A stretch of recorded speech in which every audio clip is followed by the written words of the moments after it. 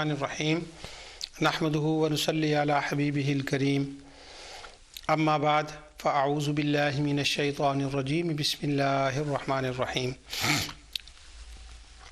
الذین آمنوا وکانوا یتقون لهم البشریٰ فی الحیاۃ الدنیا وفی الآخرہ صدق اللہ العظیم۔ ناظرین، پروگرام ازالہ شبہات میں آپ کی خدمت میں حاضر ہوں۔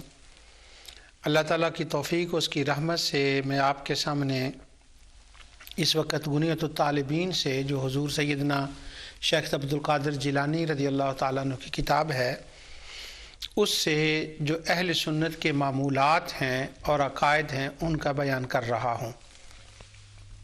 ترتیب میں نے اس کے یوں رکھی ہے کہ پہلے حضور سیدنا غوث پاک رضی اللہ تعالیٰ عنہ کا کچھ تھوڑا سا تذکرہ، ان کی ولایت کا تذکرہ، اور پھر دنیا سے چند حوالے، اس لیے کہ پہلے یہ پتہ چلے کہ آپ اولیاء کے سردار ہیں، ولی اللہ ہیں، اور پھر آپ کا عمل جو ہے وہ یہ ہے۔ تو جب آپ ایک ولی اللہ کا یہ عمل ثابت ہو جائے کہ نصف شعبان کی رات کو جاگنا یا دیگر معمولات اہل سنت جو کرتے ہیں تو ایک ولی اللہ کے اعمال ہیں اور انہوں نے اس کے اوپر دلائل بھی دیے ہیں، تو وہ کام بدعت اور شرک نہیں ہوتے۔ اور کیا گنیا ان کی کتاب ہے یا نہیں، اس سے میں پچھلے پروگرام میں آپ کے سامنے حافظ ابن تیمیہ، حافظ ابن القیم، حافظ ابن کثیر، شیخ بن باز فتاوی نجدیہ، حافظ ابن رجب کی کتابوں سے حوالے دے چکا ہوں کہ وہ ان کی کتاب ہے۔ تو جو طریقہ میں نے شروع کیا ہے وہ یہ ہے کہ مسئلہ بدعت کو سمجھنے کے لیے ایک طریقہ یہ بھی ہے کہ ہم یوں کہیں کہ یہ بات بدعت نہیں ہے، کیوں کہ یہ حضور سیدنا شیخ عبدالقادر جیلانی کی تعلیم ہے، اور جو اللہ کا ولی ہے وہ بدعت کی تعلیم نہ دیتا ہے نہ خود اس پہ عمل کرتا ہے۔ تو گنیا کے اگلے حوالے پڑھنے سے پہلے میں حافظ ابن رجب کی کتاب سے حضور سیدنا شیخ عبدالقادر جیلانی رضی اللہ عنہ کی ایک دو باتیں عرض کر کے پھر میں گنیا سے آپ کے سامنے حوالے پڑھتا ہوں۔ وہ لکھتے ہیں کہ وَقَرَأْتُ بِخَطِّ ابن الحنبلی ایضاً ان خالہ ابا الحسن بن نجا الواعظ اجتمع بالشیخ عبدالقادر وكان يحكي عنه قال سبقت يوم العيد الى المصلى الى المكان الذي يصلي فيه الشيخ عبد القادر قال فجاء الشيخ عبد القادر ومعه خلق كثير والناس يقبلون يده فصلى ركعتين قبل الصلاة فقلت في نفسي ما هذه الصلاة فمن السنة ألا يتنفل قبلها قال فلما سلم التفت الی وقال لها سبب۔ وہ فرماتے ہیں حافظ بن رجب کہ شیخ حنبلی جو ابو الحسن ہیں بن نجال وائز ہیں، وہ کہتے ہیں کہ مجھے کچھ دیر حضور سیدنا شیخ عبدالقادر جیلانی رضی اللہ عنہ کی خدمت میں حاضری کا موقع ملا۔ ایک دن کیا ہوا کہ عید کا دن تھا اور میں عید گاہ میں پہلے جا کر بیٹھ گیا۔ کچھ دیر ہوئی تو حضرت شیخ عبدالقادر جیلانی آئے ومعہ خلق کثیر، ان کے لوگ ساتھ بڑی تعداد میں لوگ تھے۔ خلق کثیر والناس یقبلونہ یدہ، تو لوگ ان کے ہاتھ چومنے لگے۔ اور پھر اس کے بعد جب ان کے وہ لوگ ہاتھ چوم رہے تھے تو ہاتھ چومنے کے بعد ابھی انہوں نے عید کی نماز ادا نہیں کی تھی، فصلی رکعتین قبل الصلاۃ، تو انہوں نے 2 رکعتیں نفل کی پڑھی۔ میں نے فقلت فی نفسی، تو میں نے دل میں یہ خیال کیا۔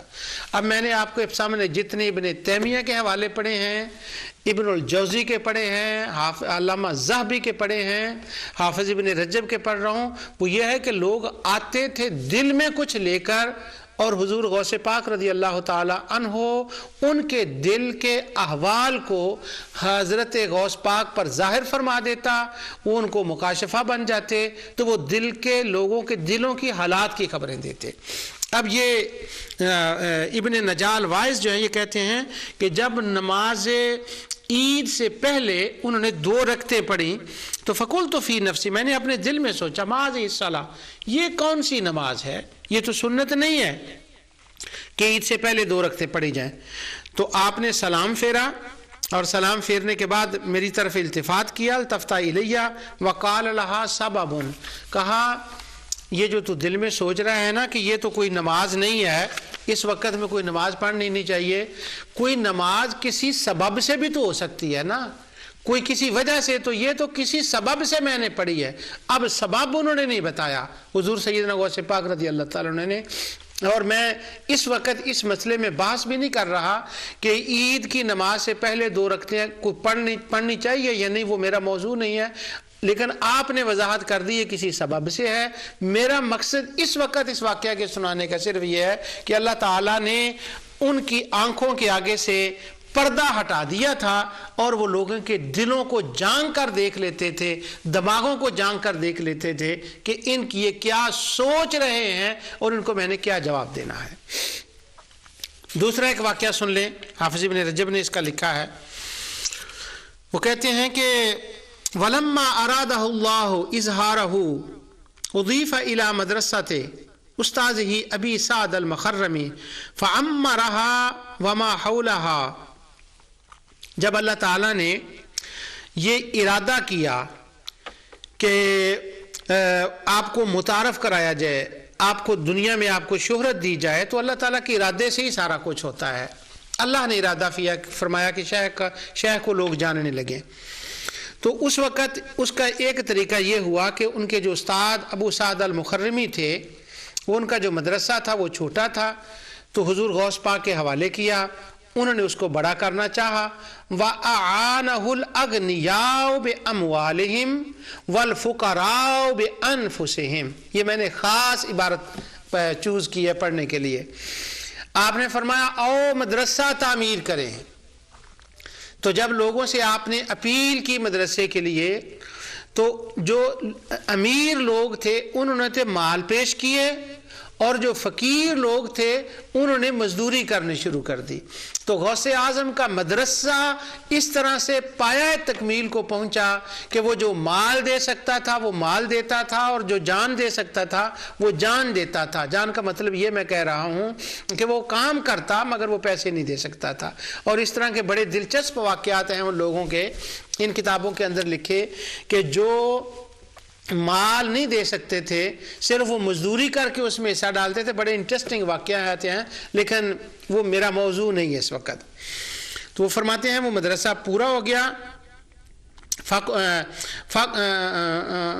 فَقَمُلَتْ فِي سِنَةِ 28، تو 528 کو مدرسہ جو تھا وہ پورا ہو گیا۔ اب کیا ہوا کہ آپ نے والواعظ و تذکیر وقصد بالزیارت والنذور من الآفاق، دنیا جہان سے لوگ آپ کی زیارت کے لیے آنے لگے۔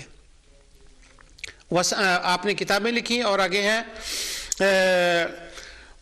وَتَلَمَّذَ لَهُ أَكْثَرُ الْفُقَهَاء فِي زَمَانِهِ وَلَبِسَ مِنْهُ الْخِرْقَةَ الْمَشَائِخُ الْكِبَارِ، لوگ زیارت کے لیے آتے، بڑے بڑے فقہاء کے شاگرد تھے اپنے زمانے کے، اور جو بڑے بڑے اولیاء اللہ تھے وہ آتے اور آپ سے آ کر خرقہ لیتے۔ یہ خرقے کی بڑی عجیب بات ہے کہ لوگ کہتے ہیں خرقہ تو سرے سے ہے ہی بدعت، بھلا خرقہ بھی کچھ چیز ہوتا ہے؟ بڑا لوگوں نے اس کے اوپر مواد لکھا ہے۔ جب میں تصوف کا انشاءاللہ باب بیان کروں گا تو پھر میں ذہبی سے، مزی سے اور خود امام بخاری سے وہ لاؤں گا وہ حوالہ جات کہ خرقہ ایگزسٹ ہوتا ہے کہ نہیں۔ کون کہتا ہے خرقہ نہیں ہوتا؟ غوث پاک سے لوگ خرقہ لیتے تھے۔ خرقہ کا مطلب ہے کہ وہ ٹوپی یا کوئی جبہ یا کپڑا یا وہ دے دیتے یا صافہ باندھ دیتے کہ یہ میری نشانی ہے کہ میں نے تجھے اجازت دی اور اس کام کے لیے تمہیں مقرر کیا، تو اس کے اندر بڑی برکت ہوتی ہے، اس کو خرقہ کہتے ہیں۔ تو وَلَبِسَ مِنْهُ الْخِرْقَةَ الْمَشَائِخُ الْكَبَائِرِ، تو آگے وہ فرماتے ہیں وَسَارَ قُطْبُ الْوُجُودِ، اور غوث اعظم رضی اللہ تعالیٰ عنہ پر یہ حال ہو گیا کہ وہ پوری کائنات کا قطب اللہ نے ان کو بنا دیا۔ اب خرقے کو بھی لوگ نہیں مانتے، کتب کو بھی لوگ نہیں مانتے. اب حضرت غوث پاک خرقہ بھی دیتے اور علماء محدثین کہہ رہے ہیں کہ وہ کتب بھی تھے. اور اکبر شیوخ الیمن وغیرہ یمن تک وہ سارے آ گئے اور وہ کرامت ہو بہت ساری ان کی کرامت ظاہر ہو گئی. وتاب علی یدہ معظم اہل بغداد و اسلم معظم الیہود والنصارى علی یدیہ. بہت سے یہود و نصارہ نے آپ کے ہاتھ پر اسلام قبول کیا اور حضرت غوث پاک رضی اللہ تعالی عنہ جو ہیں ان کی کرامات کو دیکھا. اللہ تعالیٰ نے ان کو بڑی عزتیں دی تھیں اور سب سے بڑی عزت یہ تھی کہ وہ سارا قطب الوجود، وہ دنیا کے قطب بن گئے. اب وہ جو دنیا کا قطب ہے نا، اس نے دنیا کے اندر یہ لکھا ہے کہ شب برات کو جاگنا چاہیے، معراج کی رات کو منانا چاہیے، سال کے اندر یہ جو 5 راتیں معراج کی شبان کی اس کے اندر عبادت کریں، یہ بدعت نہیں ہے. اگر وہ زمانے کا قطب جس سے لوگ خرقہ لیتے ہیں، وہ زمانے کا قطب یہ کہہ رہا ہے اور لوگ کہتے ہیں قطب تو ہوتا ہی نہیں. میرا دل نہیں چاہ رہا کہ میں آگے جاؤں، یہ 1-2 صفحے ہیں، ایک چیز میں یہاں سے بتا دوں پھر میں آگے چلتا ہوں. میں معذرت چاہتا ہوں اس کے لیے. اچھا، یہ جو قطب کا ہے نا مسئلہ، لوگ کہتے ہیں قطب نہیں ہوتا. ایک تو یہ میں نے بتا دیا کہ حافظ ابن رجب نے کہا ہے حضور غوث پاک قطب تھے، پر ممکن ہے کہ کوئی بندہ کہہ دے حافظ ابن رجب کو بھی نہیں مانتے، زمانہ بہت آگے چلا گیا ہے، آپ سمجھتے نہیں، بڑی دنیا آگے چلی گئی ہے. تو کوئی حالانکہ حافظ ابن رجب کو مانتے ہیں ہمارے دوست، لیکن میں بائی چانس کہہ رہا ہوں اگر کوئی یہاں تک پہنچ جائے کہ قطب تو ہوتا ہی نہیں ہے، کون قطب کہتا ہے، یہ تو سبائیوں سے آیا ہے، ایسے تم نے قطب کر دیا. غوث پاک قطب تھے.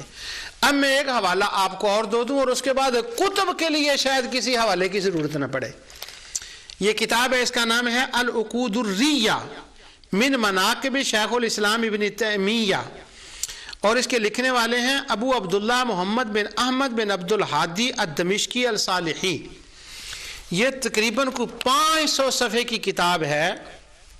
حافظ ابن تیمیہ کے سب سے سینئر شاگرد شمس الدین ابو محمد بن عبد الحادی، یہ ابن عبد الحادی جو ہیں یہ پہلے شاگرد ہیں حافظ ابن تیمیہ کے. باقی ابن کثیر تو بہت آخر میں جا کر ان کے ساتھ جوائن ہوئے تھے اور ابن قیم ان سے جونیئر ہیں. تو یہ بڑے خاص بندے ہیں حافظ ابن تیمیہ کے. انہوں نے سوچا کہ میں حافظ ابن تیمیہ کے بارے میں ایک کتاب لکھوں، کیونکہ میں نے ڈائریکٹلی سارے حالات دیکھے ہیں. انہوں نے ایک کتاب لکھی جس کا نام یہ لکھا ہے العقود الریہ من مناقب شیخ الاسلام ابن تیمیہ. اچھا، یہ کتاب کے اندر انہوں نے حافظ ابن تیمیہ کی بڑی چیزیں لکھی کہ ان کے لوگ ہاتھ بھی چومتے تھے، اور بھی وہ میں نے پچھلے دنوں میں ایک مرتبہ اس کتاب سے کچھ تقریباً 20-25 حوالے گنوائے تھے مختلف موضوعات پر. بڑا میں نے اس سے مواد آپ کے سامنے رکھا تھا. آج وہ قطب کے حوالے سے میں کرتا ہوں. تو ویسے وہ قطب کو ہمارے دوست نہیں مانتے، وہ کہتے ہیں قطب کہاں ہوتا ہے، قطب کیا ہوتا ہے. تو یہ جو ان کی کتاب ہے پیج 281 پر، اس کے اوپر وہ حافظ ابن تیمیہ کے بارے میں لکھتے ہیں یکون فی الدنیا قطب فہو القطب علی التحقیق. اس میں کوئی شک نہیں ہے، تحقیق ہو چکی ہے کہ حافظ ابن تیمیہ قطب تھے. واہ واہ واہ واہ واہ. آگے کہتے ہیں پیج دوسرے کے اوپر وہ اشعار ہیں مختلف لوگوں کے لکھے ہوئے. 321 پر کہتے ہیں کانا قطبا و عالما و اماما و شیخا لوحدہ بالفخار. یہ تو ایسے بندے تھے، عالم تھے، امام تھے. تو حافظ ابن عبد الحادی کہتے ہیں کہ میں ان کی کیا کیا باتیں گنواؤں، وہ تو عالم بھی تھے، ہمارے امام بھی تھے، بس وہ ایک ہی تھے. میں بات ختم کرتا ہوں، وہ تو قطب تھے. اچھا، آگے اسی کتاب کے 350 پیج پر پھر وہ جا کر کہتے ہیں ہوا قائم اللہ یہدی خلقہ ابدا الی سبیل النشاد ویرشد فی العصر اذا ہوا فیہ قطب مفرد، کہ اپنے زمانے میں ان کے سوا کوئی قطب تھا ہی نہیں. یعنی اللہ اکبر. اسی کتاب کے 369 پیج پر پھر وہ کہتے ہیں فمن کان قطب القون فی حال عصرہ، زمانے کا قطب تھا وہ. پھر اسی صفحے پر کہتے ہیں والحبر والقطب الذی شاذ کرہ. واہ، قطب قطب قطب قطب قطب. پھر اسی کے 373 بتائیے گا نا، یہ حوالہ بڑا عام ہے اس لیے میرا دل چاہتا ہے میں آپ سے شیئر کروں. آگے کہتے ہیں قطب الزمان وتاج الناس کلہم، یہ 373 پر ہے. آگے پھر وہ کہتے ہیں 374 پر قطب الحقائق حاروا فی فضائلہ اہل التصوف و اصحاب الریاضتی، وہ تو پورے حقائق کے قطب تھے. یہ بات کہاں سے کہاں چلی گئی، لیکن اگر دیکھیں تو کہاں سے کہاں نہیں گئی، وہی ہے. میں یہ آپ کے سامنے عرض کر رہا ہوں کہ حافظ ابن رجب نے حضرت غوث اعظم کو قطب کہا. اگر جب ہم کسی ولی کو قطب کہتے ہیں، غوث اعظم کو بھی قطب کہتے ہیں، تو لوگ پوچھتے ہیں یہ قطب والا لقب تم نے کہاں سے نکال لیا، اسلام میں تو ایگزسٹ نہیں ہوتا. تو اگر آپ حافظ ابن رجب کا نام لے دیں تو امید ہے کہ شبہ ڈالنے والا بندہ کچھ دیر کے لیے، گھنٹے آدھے گھنٹے کے لیے خاموش ہو جائے گا، اور اگر وہ گھنٹے کے بعد پھر بول پڑے تو پھر العقود الریہ کا حوالہ دے دیں، انشاءاللہ وہ ہمیشہ کے لیے خاموش ہو جائے گا. تو قطب کا وجود ہوتا ہے، لیکن اب میں یہاں یہ بات بھی کلیئر کر دوں کہ قطب بہت بڑا لفظ ہے. یہ صوفیہ کی کتابوں میں معلوم ہے، لکھا ہوتا ہے، اس کی تفصیل ہوتی ہے کہ قطب کس کو کہتے ہیں اور قطب کی کیا کیا ڈیوٹیز رہتی ہیں. لیکن ہمارے زمانے میں یہ بھی ایک مسئلہ ہو گیا ہے کہ اب یہ قطب اور ابدال اور یہ اتنے لقب عام کر دیے گئے ہیں. جیسے علماء کی زبان میں ایک بندہ جس بیچارے نے صرف 10 صورتیں یاد کی ہوں، تھوڑے سے فقہ کے مسائل آتے ہوں، وہ کسی مسجد کا امام ہو، تو لوگ اس کو علامہ کہتے ہیں. اچھا، اب علامہ تو بہت بڑا لفظ ہے تو وہ اس کو علامہ کہتے ہیں. اسی طرح دوسری دنیا کے اندر بھی یہ ہے کہ وہ اس کو لوگ قطب، چھوٹی سی بات ہو تو قطب سے نیچے وہ کوئی کسی کو سمجھتا کچھ نہیں ہے، وہ بہت بڑا لفظ ہے قطب. ہمارے ایک دوست ہیں، ان کو کسی ایک بزرگ نے خلافت دی، لاہور کے رہنے والے، آج کل تو وہ بیمار ہیں، یہاں تشریف نہیں لا رہے. وہ آتے تھے، وہ عالم تھے ماشاءاللہ. پھر ان کو کسی نے خلافت دی تو انگلینڈ کے اندر ان کے 3 بندے مرید ہو گئے. جب وہ 3 بندے مرید ہو گئے تو انہوں نے جلسہ کرایا، تو ان کے مریدوں نے ان کے اشتہار کے اوپر ان کے نام کے ساتھ ان کا نام لکھا قطب العارفین. اللہ اکبر. مجھے کسی نے وہ اشتہار بھیجا تو میں نے ان کو فون کر کے کہا حضور بات یہ ہے قطب کا وجود ہے. ایک تو ہے شبہ ڈالنے والوں دوستوں کے لیے جواب کہ قطب ہوتا ہے، اور ایک ہے اپنوں کے لیے. میں نے کہا حضرت قطب کا لفظ جو ہے، اور وہ حضرت وہ تھے کہ ان کو قطب کے لفظ کا معنی کا بھی نہیں پتا تھا، اور وہ میں نے کہا آپ ان کو حضور روکیں. پھر انہوں نے مریدوں کو کہا یہ ان کی محبتیں ہیں، بس انہوں نے لکھ دیا.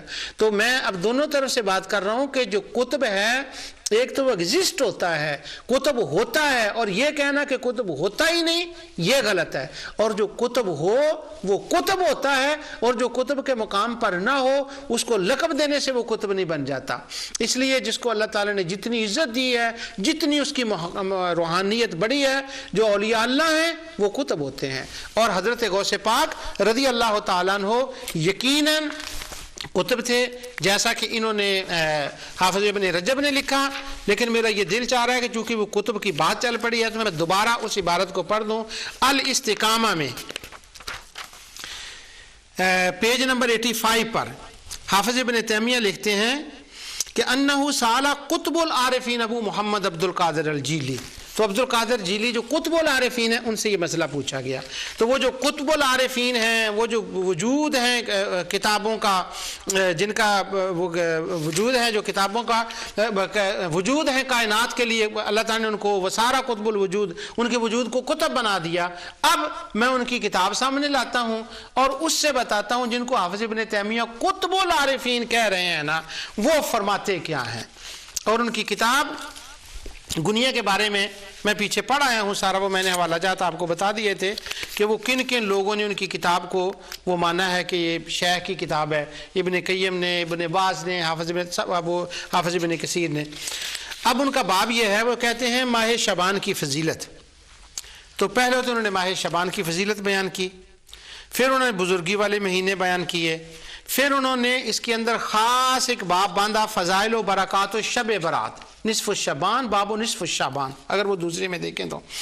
اس باب نصف الشعبان کے اندر انہوں نے واقعات لکھے اور اس رات کی فضیلت لکھی، اس رات کو نوافل پڑھنے چاہیے اور کیا کیا دعا کرنی چاہیے، شب برات کی وجہ تسمیہ کیا ہے، اور ساری باتیں انہوں نے لکھی. آخر میں لکھتے ہیں کہ شب برات میں جو نماز وارد ہوئی ہے اس میں 100 رکعتیں ہیں, 1000 مرتبہ سورہ اخلاص کے ساتھ, یعنی ہر رکعت میں 10 مرتبہ قل هو اللہ احد پڑھی جائے. اس کا نام صلاۃ الخیر ہے.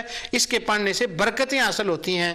سلف صالحین یہ نماز بعد جماعت پڑھتے تھے. اس نماز کی بڑی فضیلت آئی ہے اور اس کا ثواب کثیر ہے. آگے انہوں نے اس کی کچھ روایات دی ہیں.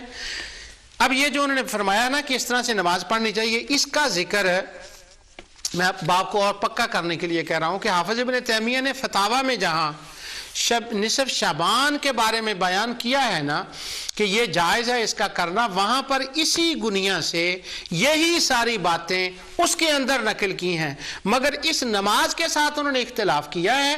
مگر نصف شعبان کی رات کو منانے کا انہوں نے اقرار کیا ہے. اب حافظ ابن تیمیہ بھی کہیں کہ وہ ٹھیک ہے, امام احمد بن حنبل بھی کہیں ٹھیک ہے, غنیۃ الطالبین شیخ عبد القادر جیلانی بھی کہیں ٹھیک ہے. تو جب وہ عبد القادر جیلانی, شیخ عبد القادر جیلانی یہ فرما رہے ہیں کہ نماز پڑھنی چاہیے, یہ ٹھیک ہے, تو اگر جو لوگ اللہ کا نام لیتے ہیں, اس کے حضور جھکتے ہیں, وہ رات کو قیام کرتے ہیں, بیان کرتے ہیں, بیان میں 3 بار کہنا چاہتا ہوں کہ یہ بیان کرنا کم ہوتا جا رہا ہے, بیان کرتے ہیں, بیان کرتے ہیں, بیان کرتے ہیں, تو ان کا بیان کرنا بدعت نہیں ہے, یہ ثواب کا کام ہے. کہاں لکھا ہے؟ غنیۃ الطالبین میں لکھا ہے. کس نے لکھا ہے؟ قطب کائنات نے لکھا ہے. جو کائنات کے قطب ہیں, کس نے لکھا ہے؟ قطب العارفین نے لکھا ہے. اس کے بعد رمضان شریف میں, رمضان کے بارے میں اسی غنیۃ الطالبین میں لکھتے ہیں تراویح, کہتے ہیں کہ 20 رکعت 5 ترویہ ہیں, یعنی ہر 4 رکعت کا ایک ترویہ, ہر 4 رکعت کے بعد کچھ دیر کے لیے وقفہ ضروری ہے.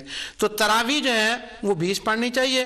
اور آگے انہوں نے یہ لکھا ہے کہ وہ جو پچھلے ختم القرآن کے بیان میں جیسے میں نے ازالہ شبہات کیا تھا, تو میں نے آپ کو حافظ ابن القیم کی کتاب سے امام احمد بن حنبل کا ایک بتایا تھا, آپ کی خدمت میں عرض کیا تھا کہ انہوں نے فضل بن زیاد سے کہا کہ تو نے اس طرح سے قرآن ختم کرنا ہے, درمیان کھڑے ہو کر نماز پڑھنی ہے. وہ جو امام احمد بن حنبل کا طریقہ ہے جس کو حافظ ابن قیم نے اس کا ذکر کیا ہے, اسی طریقے کو شیخ نے یہاں باب التراویح کے اندر ذکر کیا ہے کہ اس طرح سے تلاوت کی جائے. 20 تراویحاں ہو گئیں. اور امام احمد بن حنبل کس طرح سے ختم کیا کرتے تھے, کس طرح سے دعا کیا کرتے تھے, تو اس کا وہ سارا طریقہ آ گیا. تو اس کا مطلب یہ ہوا کہ یہ بدعت نہیں ہے. اس کے بعد عید ہیں, جو عید کی راتیں ہوتی ہیں, ان کے اندر عید کی راتوں کے اندر بھی عبادت کرنی چاہیے. اور یہ بھی حوالہ آ گیا. اس کے بعد آگے کا حوالہ یہ میں ابھی آگے جا کر دوں گا. امام ابو حنیفہ رضی اللہ تعالیٰ عنہ کو شیخ عبد القادر جیلانی نے امام اعظم ابو حنیفہ لکھا ہے, اور ان کے شیخین, ان کے جو شاگرد ہیں امام قاضی ابو یوسف اور امام محمد بن حسن رضی اللہ عنہ اجمعین کا, انہوں نے کہا یہی مذہب ہے. کسی مسئلے کی وہ بات کر رہے ہیں, یہ اچانک نکل آیا ہے. ویسے میں نے کسی اگلے پروگرام میں اس کو بیان کرنا ہے, کیونکہ وہ احناف کے بارے میں ایک عبارت ہے گنیا کے اندر, اس پر میں نے پوری بات کرنی ہے انشاءاللہ اللہ کی رحمت سے. تو امام ابو حنیفہ کو تو امام اعظم کہہ رہے ہیں, تو جس کو بلا وہ امام اعظم کہہ رہے ہیں, اس سے وہ کس طرح سے ایسی بات ان کے بارے میں کر سکتے ہیں. اب حضرت خضر, میں ان کے اوپر کئی دفعہ عرض کر چکا ہوں, حضرت خضر کے بارے میں وضاحت کر چکا ہوں کہ ہمارے اہل سنت و جماعت اور صوفیہ کے مسلک کے مطابق حضرت خضر زندہ ہیں. ہمارے صبح ڈالنے والے دوست کہتے ہیں کہ وہ زندہ نہیں ہیں. ہم کہتے ہیں وہ اولیاء سے ملاقات کرتے ہیں. ہمارے صبح ڈالنے والے دوست کہتے ہیں کسی سے ملاقات نہیں کرتے. ہم کہتے ہیں ابدالوں کا وجود ہوتا ہے, ابدال ہوتے ہیں, اور ابدالوں کے وجود کا مطلب یہ ہے کہ حدیث کے اندر آتا ہے کہ نبی کریم صلی اللہ علیہ وسلم نے فرمایا ابدال دنیا میں ہوتے ہیں اور ان کے وسیلے اور توسط سے کائنات کو رزق ملتا ہے, بارش ملتی ہے, ان کے وسیلے سے یہ سارا کرم ہوتا ہے, وہ ابدال ہیں. تو شبہ ڈالنے والے دوست کہتے ہیں ابدالوں کا تو وجود ہی نہیں ہوتا. میں یہاں اشارہ دے رہا ہوں, اللہ تعالیٰ کی رحمت سے میں نے اس ابدال کے وجود پر 2-3 پروگرام پیچھے پیش کیے تھے. میں نے